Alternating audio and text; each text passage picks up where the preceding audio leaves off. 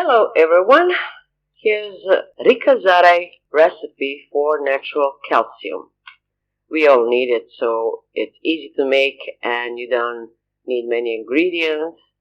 Like as you can see, you need 2 lemons and 1 whole egg and a cup. What you do is you wash the egg at night, the whole egg, you don't take it out of the shell.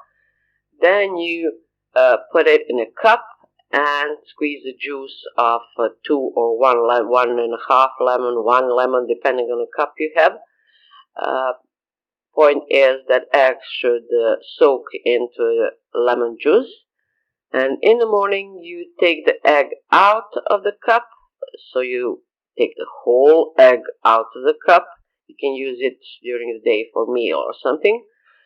And what left in a cup, you drink it up first thing in the morning. She proposed that you do this 1 month so that you can see the best results, but you can do it anytime you like. You can do it for a longer time if you like. So that's a natural calcium. You get a lemon gets the calcium from the egg, and not just from the shell of the egg, but from the inside also, because you can notice the white of the egg when you break the egg. It's a little watery, not as it used to be.